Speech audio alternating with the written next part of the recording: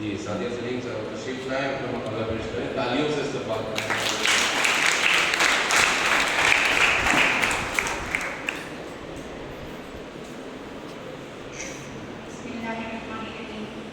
آج بڑے ہی خوش مسرت کا موقع ہے کہ یہاں انتہائی اہم اور بلند بالا ادبی شخصیات موجود ہیں۔ نذیر اختر آبادی کی شاعری میں ہندوستانی تہذیب و ثقافت کے لمحے کی موضوع پر یہ سیمینار یقیناً یادگار حیثیت کا حامل ہے۔ مجھے یقین ہے کہ یہ ادبی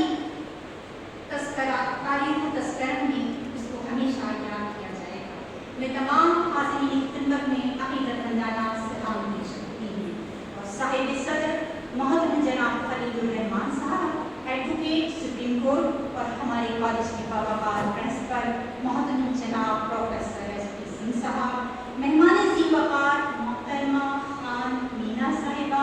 ایڈیشنل ڈسٹرکٹ اینڈ سیشن جج آگرہ، مہمان اعزازی محترمہ پروفیسر شہناز مکی صاحبہ سابق صدر شعبہ اردو واقعہ اور پروفیسر محترم شاکر اطائی صاحب کا دل سے استقبال کرتی ہوں۔ انتہائی شکریہ ادا کرتی ہوں کہ آپ جیسی بیش قیمت ہستیوں نے اس سیمینار کو رونق بخشی۔ میرے استاد محترم اور اپنی عصر کی مایہ ناز شخصیت پروفیسر سید شفیق اشرفی صاحب تمام اہل ادب کے شکریہ کے مستحق ہیں کہ ان کے دم سے علم و ادب کی یہ شمع فیروزہ مسلسل اجالا دیکھیے رہی ہیں۔ اور حاضرین کا دل سے خیر مقدم کرتی ہوں۔ چونکہ یہاں معتبر اہل علم موجود ہیں، ان کے نزدیک میری کوئی مثال نہیں، اس لیے نذیر اختر آبادی کے اپنے مضمون کی تفصیل پیش کرنے میں بھی اتفاق کریں گے۔ حاضرین کرام، نذیر اس بے نظیر شاعر کا نام ہے جو ملک محمد جیسی، عبدالرحیم خان خانہ اور امیر خسرو کی ادبی وراثت کا جانشین کہلانے کا حقدار ہے۔ نذیر نے اپنی شاعری میں ہندوستانی تہذیب و ثقافت کی نمائندگی اس خوبی کے ساتھ کی کہ مکمل لاحقانی طور کو کتابوں میں ہمیشہ کے لیے محفوظ کر دیا ہے۔ ایسے دور میں جبکہ اردو شاعری صرف محض صحراؤں کی شمعوں کی طرح مخصوص دائرے میں اجالا بکھیر کر خاص افراد کے واضح فن تشہیر کر رہی تھی، نذیر نے اس عوامی حلقوں کا ترجمان بنایا۔ حالانکہ یہ بات خود نذیر کے کلام سے ظاہر ہوتی ہے کہ وہ خالص لب و لہجے کی روایتی غزل کہنے پر قدرت رکھتے تھے، لیکن اس کے باوجود انہوں نے عوامی موضوعات کو اپنی شاعری کا حصہ بنا کر تاریخ و تہذیب کو زندہ کرنے کا کمال کر دکھایا۔ نذیر نے اپنے لیے خاص کی محفل کا انتخاب نہ کیا، بلکہ عوام کے درمیان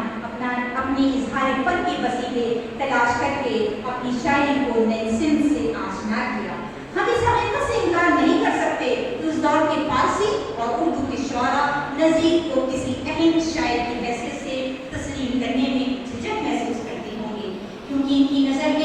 میں شاعری کا وہی معتبر تھا جو جزء پروسار کی ترجمانی اور مبہم اشارتی فضا تخلیق کرتا تھا۔ ظاہر ہے کہ ان کو اس سے کوئی غرض نہیں تھی کہ کون مسجد سے جوتیاں چوری کر رہا ہے اور کون خانچہ لگا کر رنگ برنگی چیزیں فروخت کر رہا ہے، نہ اس سے کوئی مطلب تھا کہ ہولی اور عید کے تہوار میں ہندو مسلم تہذیب کی نمائندگی اور آپسی میل میں ملاپ کی کیا صورتحال ہے۔ یقیناً یہ موضوعات ان کے لیے معروف یا کم نظر اور یہی ہوا بھی کہ نذیر عرصے تک اہل نقل و نظر حتیٰ کہ معاصر تذکرہ نگاروں کے نزدیک بھی قابل اتنا نہیں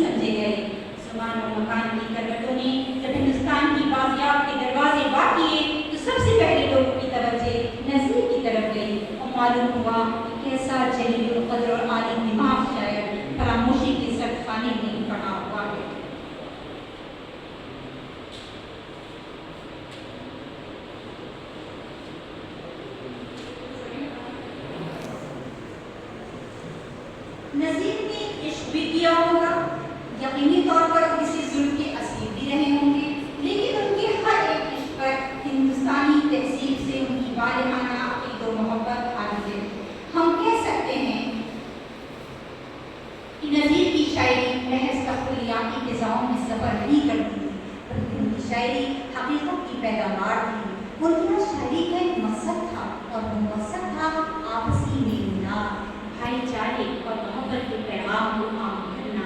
नज़ीर खालिस अवामी शायर थे। जाहिर सी बात है कि अवामी शायरी में सिर्फ तफरीयाती बातों की गुंजाइश कम से कम तर होती है, इसीलिए उनकी शायरी हमेशा अपनी ज़मीन से जुड़ी रही। एक तरफ उनकी मौज़ूआत में मुख्तलिफ त्यौहार और रस्म व रिवाज का बयान मिलता है, तो दूसरी तरफ अखलाकी दर्स भी मौजूद है, हयात और मौत का फलसफा भी है और ज़िंदगी में मुसलसल अमल करने की तरकीब भी।